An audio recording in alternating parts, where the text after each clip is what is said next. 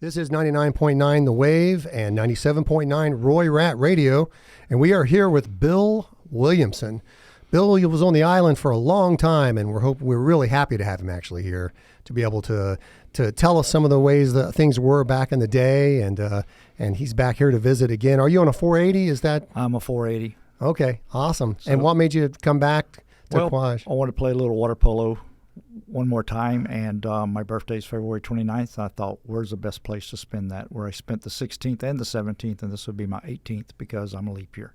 That's right, the leap year thing. We'll probably get into that too, for sure. And I want to talk to you about water polo as well. But let's start from the beginning. So you give me the story of Bill and the first time he was on Quaj. And wow, that's so long ago. I think I was 1976. Yeah? I think I was 24 years old. Had been out of Florida maybe once or twice, but not far. Yeah, what part of Florida were you from? Winter Haven, Lakeland area, halfway between yep. Tampa and Orlando. Yep. And so I'm a Buccaneer fan. Gotcha.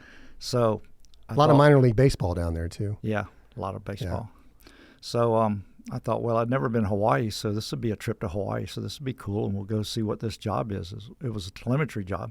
Okay, working with the radars. Right. So we then we flew 141, C-141s, Military Airlift Command out of Hickam.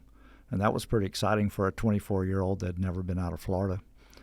Well, I had been out of Florida. I'd been to the Eastern Test Range, but that was south, okay? So this is a little bit different. Never been west. And we land here. Of course, there's no windows in a C-141, so it's totally surprised when you land here. But it was good. It was a tropical island. I'm used to tropical islands. Wow, so you went on a plane and you didn't even have a window you could look out of? No. Wow. So, yeah. How old were you then? 24. 24 years old. Wow, okay. And they showed me around Quaj, and I think it was Quaj Carnival time. So the old Quaj Carnival. Yeah, I've the heard old so much Quaj about. Carnival. So I think that was set up, and they showed me around Quaj, what I thought was absolutely beautiful. I love it here. Then they took me over the terminal, and they put me on a helicopter, the old Hueys, which I thought was great because I'd never been on a helicopter, and this was beautiful scenery, and they flew me to Carlos. Carlos, okay. So this is a little more remote than the Carnival atmosphere. Yes. Of Kwajalein. Before I get you to Carlos, though, so what I understand about the Carnival was that everything was free, that you could get hot dogs and all that stuff. And I don't remember it being free. You might have to ask a couple of the old timers. Maybe it was I think before we paid you just got a here. little bit. Okay. I mean, it wasn't much. Okay, gotcha. And they had bingo and things like that, but it was fun. It was great fun. Carnival rides, the whole Carnival nine rides, little bitty Ferris wheel, things for the kids, That's great. That's yeah. great. So, okay, so you ended up. So we land on Carlos. Yeah. Obviously a smaller island than here and less people. The chopper takes off, and I'm looking around, and I go, one of the gentlemen came out to meet me, and I go, where are we? He said, this is Carlos. This is where you live. And I went, well, what about the big island with all the people? He goes, you get to go there on Thursday night, shopping night. So they showed me to my room. So you only got there once a week? Yes. Yeah. They showed me my room and said, the chow hall opens at 5 o'clock, and you'll meet all the guys there. So I went in, took a little nap, blah, blah, blah. And found out that the 17 guys working there were mostly alcoholic. I'm 24 years old. I want to fit in, so I'm trying to drink with these professionals. So they had alcohol on Carlos back yeah, then. they had a little bar. Okay. Gotcha. So the guys that get off work, they would go to the bar, have a drink, and wait for the chow hall to open. Then they'd take 2 drinks and go to the chow hall, and then go back to the bar and wait for the movie. Gotcha. Oh, they had movies as well. Had a movie on there. And was it a movie theater or was it just a screen? A little not a lean-to, but a. Oh, sort of like the Yuck Theater here. It's kind of outside. Yeah. Okay. Yeah, not as nice as the Yuck Theater. Right. And during the changing of reels, they would run to the bar and get another drink. Okay. So I learned real quick that I was an amateur. Yes. But I liked the job. The job was fun. I enjoyed working there. Bill Patton. Loved Bill Patton. He was my supervisor. He was a long-time resident here. A lot of the old-timers know Bill. Yeah. Then I got very fortunate, and I'm thinking, man, I don't know how long I can last here. There's no water skiing. There's like in the film. Yeah. There's no snorkeling. There's no diving. Oh, that's right, because there was no way you could dive from there because you had to get your tanks over on Kwajalein. Right. And there was just no way to do that. Yeah. You know. So a couple months later into the job, I got to go up TDY to Roydamore. And Bill Patton said, Bob Bowser's up there. He's from Florida. Have a couple drinks with him. You'll love him. Y'all will get along. Mm-hmm. You know, they do like the adult beverage here on the island. They have a reputation for that. So now I had to drink with Bob. Oh, okay. And then what year was this? 1976. 1976. Okay. So, but I got to play a lot of sports up at Roy. I think there was somewhere in the neighborhood of 500 plus men up there. No ladies. 500 people on Roy then. No ladies could spend the night up there. That was taboo. Yeah. But we had sports and everything, and you had a nighttime flight to Quaj. Okay. They had a night, almost every night, if I remember correctly, you could fly back and forth and get back in like 10 o'clock or something like that. Okay, so you go spend the evening on Quaj and then come back. Come down. I had starting to make friends down here, and the Roy teams, softball, soccer, everything else could come down and catch a ride home that night. Gotcha. So did you ever do anything in the pool there? They call it the Dolphins? Is that what they call it? Yeah, the Roydamore Dolphins. Yeah, Roydamore Dolphins. Yeah, I was president of that scuba club 2 or 3 times. Oh, the scuba club. Okay. Yep. And I got my dive master on Roy. I never intended to be an instructor because dive master just sounded really cool, and I wanted to be a dive master. Yeah, anything with the word master in it's always good, right? I thought it was cool. So I got my dive master rating up there, and about a year later, the only instructor we had up there PCS'd, and the club was dying. And at the same time, they were having an IDC, which is the instructor development course on Quaj, which is very unusual to have here. So I joined that to get my instructor so I could teach up at Roy. I see. So now you've been back. Were you back before the big wave or No, after? After it. Okay. After. So have you been to Roy since? No. Okay. I've tried, and of course, they're busy. Right. Taking care Absolutely. of Roy, which is what they should do. Sure. So Well, my question was, has anything changed since you were there the last time? But since I you haven't been had a up there chance in to about go. 6 years, 7 years. Oh, okay. Well, what's different from 6 or 7 years ago than when you were there in the 70s? What did you? Well, they don't have motorcycles anymore. Oh, they had motorcycles on Roy. We had motorcycles on Roy as long as we could get them insured, and I think, if I remember, they were below 100 cc, so they were little bikes. So you just rode it. The road's pretty much the same now. Right. Rode it to work, everywhere else. And then they passed a rule that no more new bikes, so you have to make these last. Gotcha. As long as you could. Gotcha. So how did you repair the bikes when need be? You could get parts. You could mail in parts and stuff as you need them. So they Okay. made them last several years. Great. Did they rust like that, like bicycles do? Yeah, you had to do a lot of maintenance. Oh, yeah? They weren't even as good as the bikes here because a lot of the bikes are aluminum or alloy or something like that. Yeah. And the motorcycles just rusted. So what kind of motorcycle did you have? I had a little Honda. Okay. Little crotch rocket? Yeah, no, I would call it a crotch rocket. I wouldn't call it that fast. I call it a little Honda putt-putt. Oh, okay. But I could go out through the jungle and ride. Oh, yeah. Out there with the palm jungle or whatever they call it out there? Yeah, out to the jungle by out there. Oh, wow. And ride around out there and think I was trail riding, but I really wasn't. Yeah, even nowadays, there's some nice paths out there you can ride golf carts on Right. and get lost pretty quickly because everything's Absolutely. so high up there you can't see anything. Absolutely. Wow, so they had motorcycles back in the day. Well, what else about Roy do you remember that We had a very active gun club. Oh, okay. So you had We had black powder. At old school. Any time there might be 2 or 3 kegs of black powder on Roy. Yes. And they were loading themselves, and they had muzzle loaders. Okay. And in 1976, they got a deal from some military gun club, something, been a long time. They ordered 125 Mini 14s. Okay. Continental, well, it wasn't Continental at the time. It was, it was Continental, Air Micronesia Continental. Didn't want to fly them because they thought somebody was starting a revolution out here. How many did you? 125 with enough ammo to support that. Okay. So That's just for the club. yes. Okay. And we had shoots and, Where did you shoot it? What did you shoot out bowling of? pins and anything else. Bowling pins? Yeah, bowling pins. Pull cue, anything, right? Yeah. It was really amazing. Yeah, that would have been a very bad time to invade Roy de Moore because we could defend against a small army. We Yeah, believe. sounds like it. So where was your shooting range at? Over by telemetry, between telemetry and the launch facility. Okay. There was just a little So over on the Namur side there. pistol range, but we used rifles.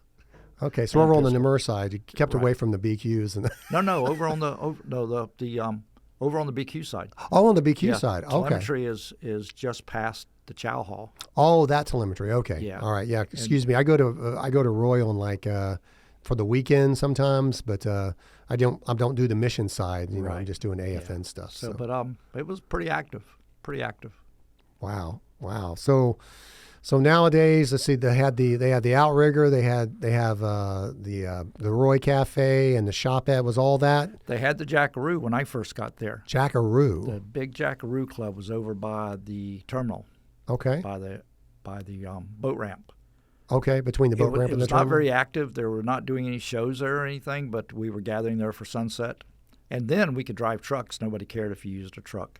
Okay. So we had, trucks to drive, and there'd be 4 or 5 trucks over there and with beer and stuff for sunset. Then we'd go to the chow hall. Well, so tell me about the Jackaroo. Was it like an inside thing, or was it just like a shack? Or it was a large open area with teepee type roof. I'm not sure what you call that roof. Okay. And it had a little stage and everything. Okay. And it may have had a little kitchen facility at one time, but somebody could debate me on that. Gotcha. But it was perfect for going over and watching sunset. Yeah. Yeah, I don't think I attended any events there, maybe 1 or 2, and they finally tore it down. They condemned it and tore it down. Wow.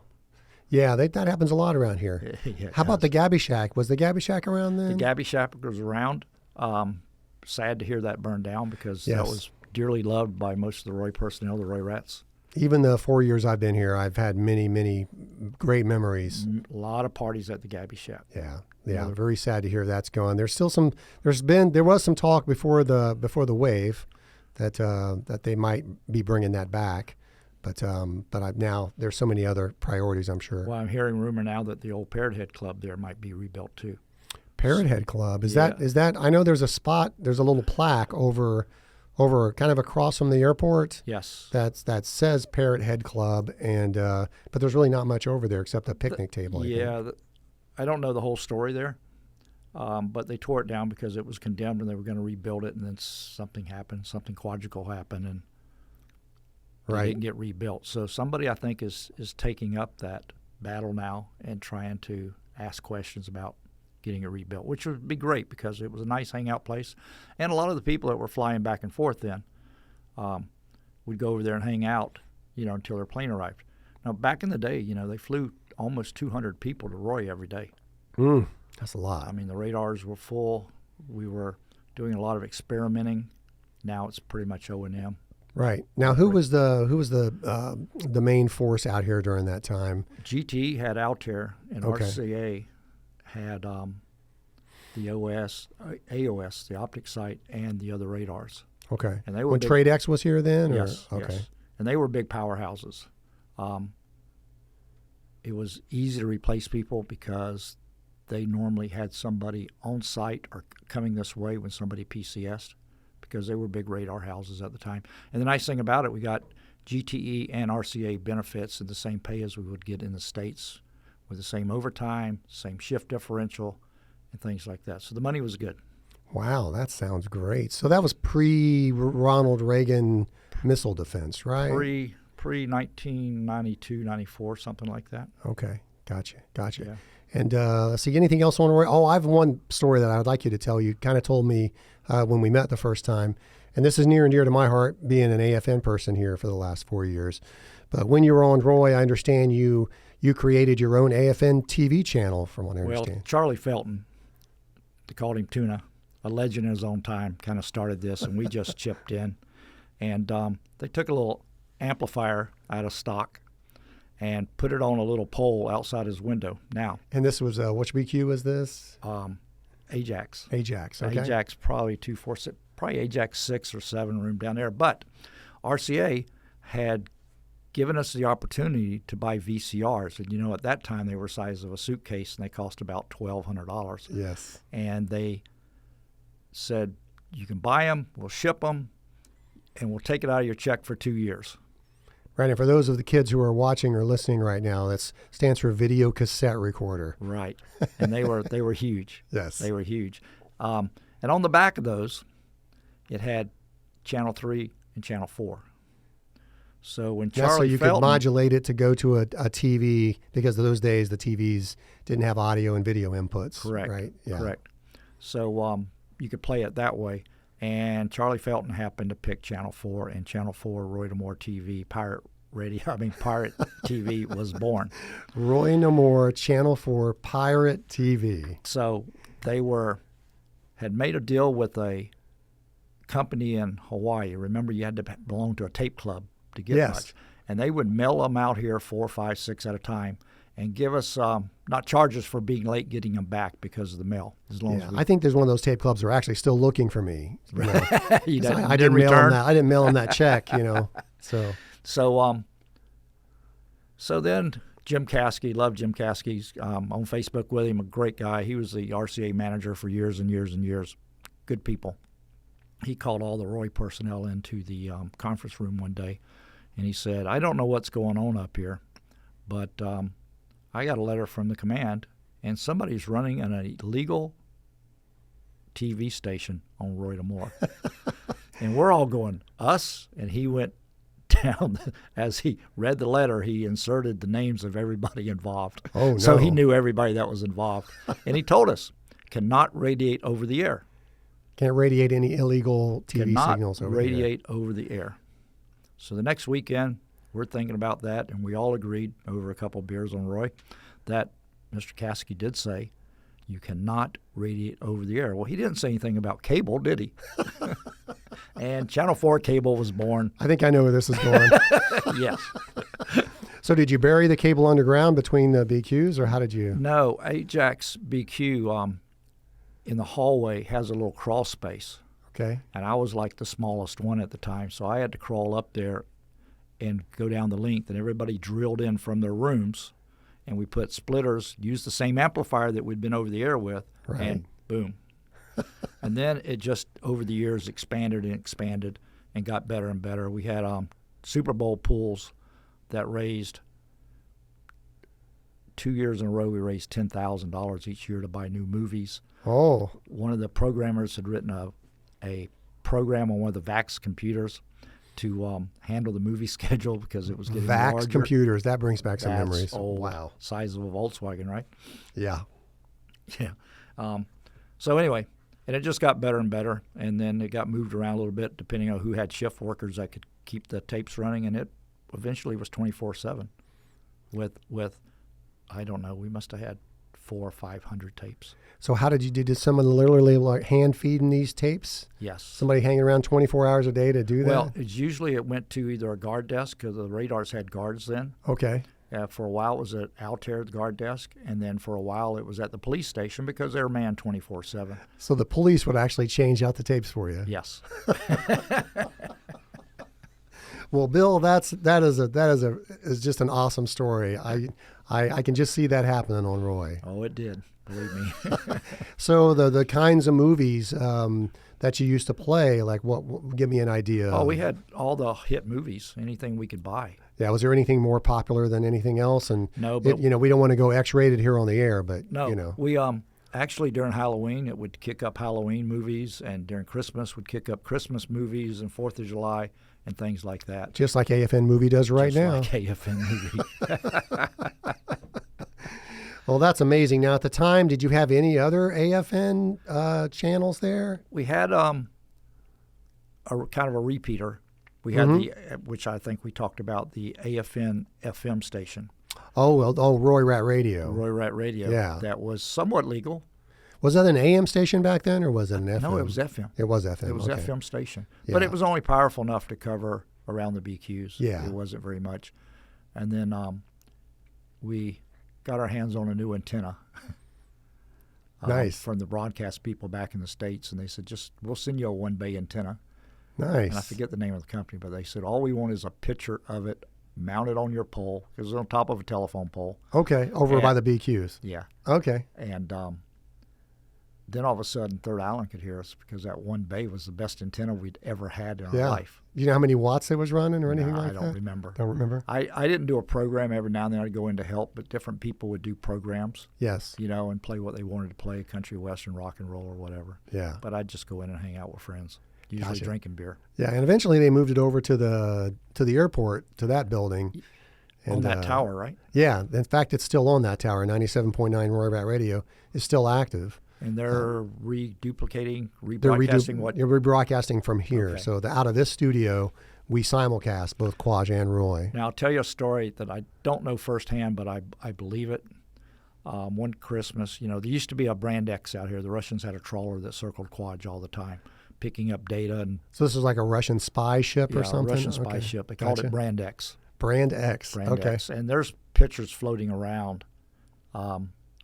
They would be in the microwave path down here picking up things, and they'd be up at Roy. And sometimes during missions, they'd be right in the middle of the target area. Right. And as soon as the missile was launched, they would get out of the way. So they had a lot of data. Well, one Christmas, one of the guys was playing Christmas carols, and he got a hold of a Russian Christmas carol album and announced, "This is for our friends on Brand X, which are so far away from home tonight on Roy Demore. This is for you." Okay. Well, he said he was out a half hour later. He's out smoking a cigarette, and they're flashing "Thank you" in Morse code. Oh my goodness! So they heard it. Yeah, they were listening, and I truly believe that's a true story. Oh my gosh, that's awesome. That's a great story. So that's your first trip here, and then at some point you ended up actually owning a dive shop here on Quaj. And Yeah, I ended up. I don't want to skip ahead if there's something in between So there. that was like my fourth, or technically my fifth tour. Okay. But I'll Well, call how it about four. how long did your first tour last? 5 years. 5 years. And I Okay, thought and that was all. And I thought it was going to last 2 months on Carlos. I was like, how much money do I need to get me back to Hawaii? How long were you on Carlos? Oh, just a couple, 3 months. Okay, and then the rest of the time you spent on Roy for Yeah, that then 5 I spent years. the next 5, 6 years on Roy. Any other clubs or anything like that on Roy during that time? No, that pretty much covers it. I mean, Okay. we had a soccer team that came down here and played. Okay. You know. They didn't have water polo at that No, time. they didn't play inner tube water polo up there. Okay, No. gotcha. We had a couple games that may have been at a party, but Right. I So, wouldn't so call then you them. decide to leave the island. Any reason why? Well, your bucket gets full. You go back to the States, you That's empty right. your bucket, and you come back. That's right. That MasterCard bill comes up and it's time to go back. Yep, or you get too many points on your driver's license, and you decide that it's maybe time to go back to. Not that I've ever done that. Yeah, of course. That's just driving a Corvette. theoretical. No, Yeah. never would do that. Very theoretical kind Yeah. of thing, right? Yeah. So you went back to the States But I do know my last 2 tours when it's time to come back, and this is true. I would start dreaming of crystal blue waters and palm trees. Okay? And I was going, no, I'm not ready to go back yet. I'm not ready to go back. I've only been going like 2 years, 3 years. I'm not ready to go back. I had the dream. It was a recurring dream. So this last tour, I had the dream, and everybody here knows I'm a big Jimmy Buffett Parrot Head fan. I had the dream, and I get in my little yellow Corvette to go to work. I start the car, and the first song on the radio is Q105 out of Tampa, playing Jimmy Buffett, "I Got to Go Back to the Island." Oh, boy. I turned the car off, went in, sent out 4 resumes, and went and told my boss, "I'm giving you notice. I'm getting ready to go back to Quaj." He said, "Do you have a job yet?" I said, "No, but hopefully I will." And 48 hours later, I had a job, my old job at Altair, which I loved working there. And 30 days later, I was back on island. I'll be darned. That's when they could actually make things happen. Yeah. Yeah, But- for sure. but So, 30 so days your later. other tours were on Quaj? Yeah, well, my last tour was here at Range Safety. Okay. But during my tour before that, I had decided Roy was kind of dead, nothing to do, and I was trying to spend most of my time on Quaj anyway. So a job came up, and I applied for it and got it at Range Safety. So I finished that tour at Range Safety, and then I came back. Now, coming back, of course, having done 4 tours, I knew the system. I was working for Raytheon in St. Petersburg. Great job. And I decided time to come back to the island. Had the dream again, time to come back. My Packout was on island before I got here because my first question out of my mouth was, when do I have to pack out to get my stuff going now? And they said, you can pack out next week. And I said, fine. So I arrived on island. It was pouring down rain. Welcome to Quads, right? Yes. And they said, well, we're not going to deliver your pack out because it's raining. I said, tomorrow will be fine. They delivered my pack out. In there was a brand new bike, unlike anything else here. And the next day, everybody's going, where'd you get that bike? I go, it came in my pack out. You just got here 2 days ago. How do you have your pack out? I said, my pack out's been waiting for me. So you finally, after all those tours, knew how to do it right. I knew how to do it right. Yeah, because most people that come here, they wait for their pack outs for at least a month or two. Mine was on island the week before I got here. Yeah, that's smart. Now, the bike didn't last long because it was a steel bike and it was not aluminum. And, of course, it lasted a year. Yeah. Yeah, and a lot of people here remember you for owning the bike shop and the scuba shop, or that was all one. Well, one we started shop, out the bike shop where the mic shop is right now. We started in a little corner there. Oh, where the mic shop is. Let me back up because several people were selling out of their home. Okay. Okay. I was selling Sherwood at the time, and I got a chance to go into the little bitty corner there at the mic shop. And then the command decided that the Marshallese could not shop in AFES, so they lost half their customers in one day. Yeah. And they said, okay, we're going to close down the big store. Anybody want room? And, of course, we said, yeah, we'd like to move in there. Gotcha. This is what they call Macy's, right? Right, yeah. Macy's at the time. So we moved in there, and then as soon as we got in there and started filling it up, we expanded it. And then we said, you know what, can we sell bike parts? We won't sell bikes, just bike parts. And they said, sure, because nobody had bike parts on island. Yeah. Find a need and fill it, right? Yeah, absolutely. And then I sold it to Sean, my girlfriend at the time, because somebody was leaving island and I wanted to buy out his Aqualung stock. So then I had Aqualung, Oceanic, and Sherwood. Yeah, as a diver, I've never heard of Sherwood, but that's yeah. No, they're big in the States. Okay. They're big. And then the store decided they were going to stop carrying not the Huffy, what's the bike on island? My mind just went blank. Oh, the sun bikes? The sun bike. They were going to stop carrying sun bikes, and I went, why are you doing that? Well, we don't sell that many of them. I said, look around you. 70% of the island is riding sun bikes. They said, well, we're just not going to do it anymore. And I said, can we do it? They go, yeah. So you bought out their stock? No, they wouldn't sell us their stock. Oh, okay. They had a big sale and practically gave them away. Oh, I see. Then we started carrying Sunbike, which was a great success. I believe Sunbike is the best bike for Kwajalein. Yes. Yeah, that's why there's so many of them here. Yeah, they last the longest. Yeah. Great bike. And they come out of Miami. Oh, okay. The company's out of Miami. I see. So your home state. Yes. and then when I was getting ready to sell the bike shop because I knew I'd be leaving, but I got bored, and I didn't leave as soon as I thought I would, so I opened up Quaj Threads. Oh, Quaj Threads was yours. Yes. Okay, that's one thing that's still there. Yeah. That's amazing. I did not know that. Well, the other two are there in one form or another. The form has changed a little bit, mm-hmm. On Quaj Threads. I'll be darned. I started that also. So I started 3 businesses here and sold them all. So you were just an entrepreneur on this island. Yeah. But it's a lot of work.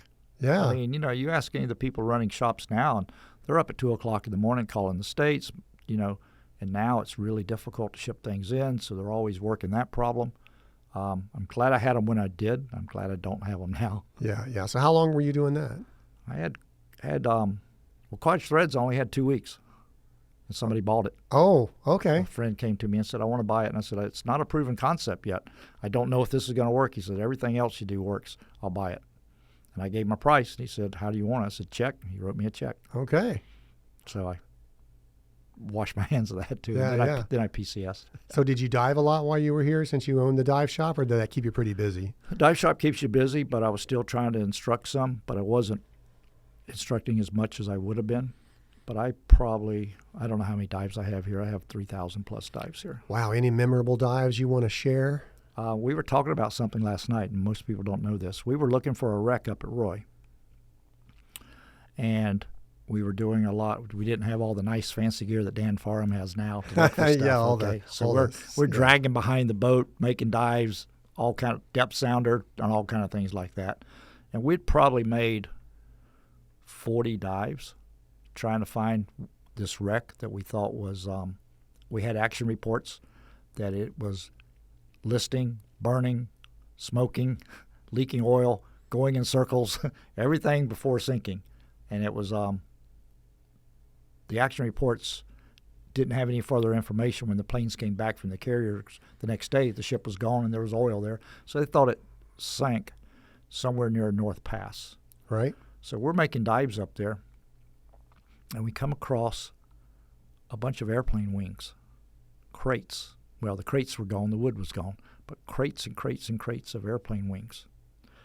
At the time, we didn't pay much attention to it because we're looking for a ship, Right. not wings. Well, after we learned that the ship actually had made it back to Japan and didn't sink. Oh, okay. Yeah. Some more data came our way. Then we went back looking for the airplane wings, and we never found them again. Really? Never found them. Huh. So, Roy Rat's, there is a bunch of airplane wings somewhere near North Pass inside the lagoon. Okay, Dan Farham, that's your next challenge. Dan's staying busy. So, mentioned throughout for Dan, the stuff he does here is amazing. What he's done, The MIA project what he has done is just simply God's amazing. work. Yeah, it is. Yeah. It is. And absolutely awesome. So you really, I don't know if you can talk about what you did as far as your job is concerned, if it's top secret, but what's your skill set? What kind of, well, obviously they called you back a number of times, so you must have been doing something right. Well, I think I just think I was a good worker. Okay. You know, I'm always there and always trying to do the right thing. Right. You know, I didn't break too much. You know, a couple things. Kept the radars running, right? Kept range safety going. I think if you do a lot, sooner or later you're going to mess up, right? So oh, sure. Sooner or later something breaks in your hand. Yeah. But the older you get, the wiser you look. So yeah, then you don't do as get much, away with I think. So no, but range safety is flight safety. Okay. So that was a fun job. Yeah? Yeah, and I love working missions out here. And out here, back in the day, we were sometimes doing 2 missions a month. Oh, wow. ICBMs coming in. I worked on the outer islands, many of the outer islands.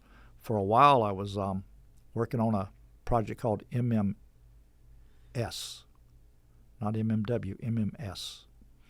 And I was flying from Roy to here, to Quach, catching a chopper out to one of the outer islands every day, and then back.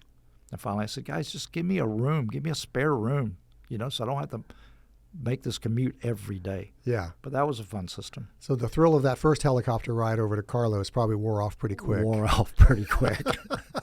When I first came to Quaj, I had the same experience, but on a plane. I got on one of those little puddle jumpers that went over to Roy. I think it was here 2 days. They had an AFN problem over on Roy. I had to get over there. Did you ever land at Mech? No, I've never. I don't think the airport's functional since I've been here. No, it's not now, but the Caribou used to land at Mech. Yeah, I know there's an airfield there. And that was scary. I think I did that twice. After that, I did everything I could to avoid that 1 o'clock Mech run. Is that because of the shortness of the runway? Yes. In fact, on Facebook, there's some people talking about that right now, talking about the scary landings on Mech because it was a crosswind. So the plane would crab in sideways and just straighten out and touch down and stop. Yeah. Yeah. I did it twice, and after that, I said, no. I'll be late to work, early to work, whatever, but I'm not.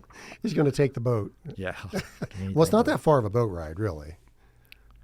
Well, from here, depending on the weather. The Yeah. people that are having to go up right now are having a rough time because it's so rough. Yeah. You know, and they go right up through the middle of the lagoon. I'm Yep. sure they go as straight as possible. So Yep. they're coming back. That's a rough ride this time of the year. Yeah, I have to go there occasionally. It can get a little rough out there. Oh, that's you went for up sure. last week, this week? No, I haven't gone up recently. Oh, you didn't go up? No. Now, been to Roy mostly. I was recovering thinking from Roy. the I wave. was thinking Yeah. Roy. Yeah. So I was up there, and it's a lot of the island's starting to recover, but the one part there where all the right there by the ocean where the wave came, where the outrigger is and Right. all that, that's still a lot of damage.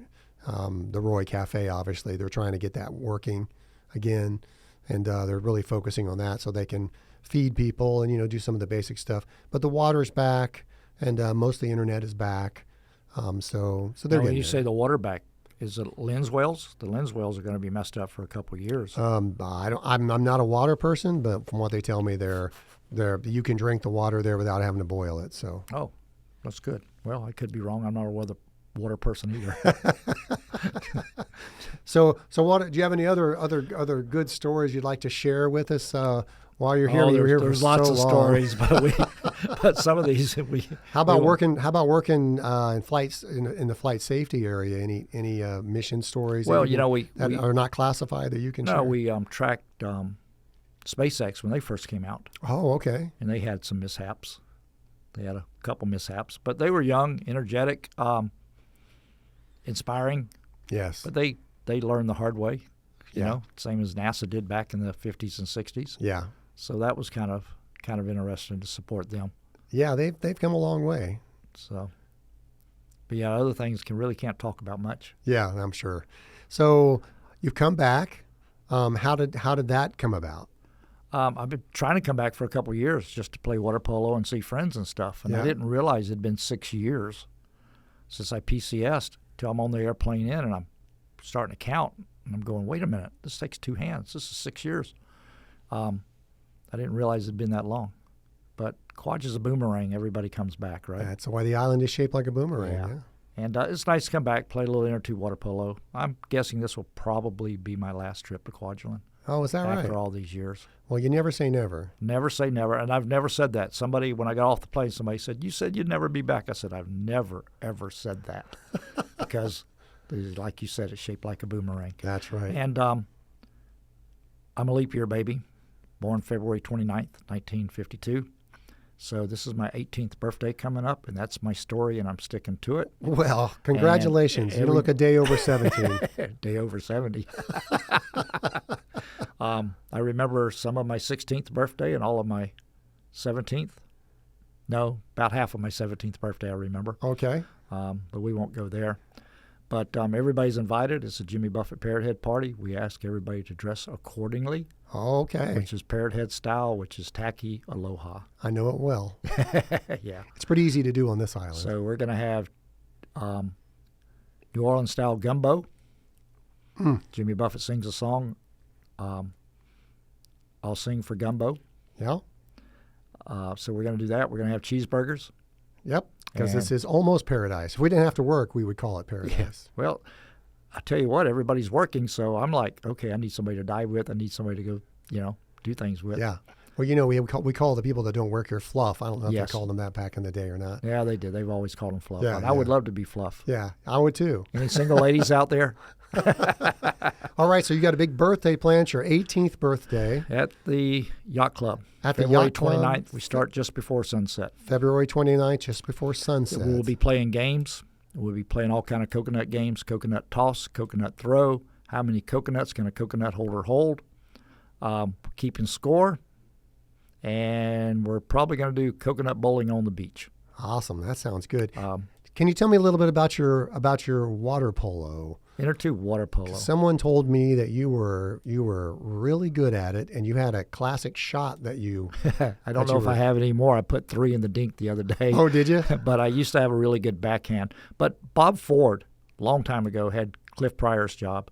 And I believe he's the one that brought water polo, inner tube water polo from California.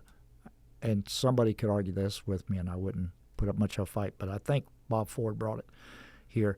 And he was a big, strong swimmer, and he had a backhand that could just knock you down. So I learned it from him. Okay. But it's not, between me and you, it's not that accurate all the time. Yeah, well, I know that Eric Hansen has been trying to learn it. So he was telling me he tried your classic shot Yeah. and was successful during the. Eric's got a strong shot forward, stronger than I ever was. He hit one from almost halfway the other day. Oh, that was a game winner too, right? Yeah, to beat us by 1 point. Yeah, that's as right. time ran out. That's a heck of a shot. I tell you, Bill, he was very proud of that. That was a heck of a shot. He knew that you were going to be there. And he knew the Thanks, legend.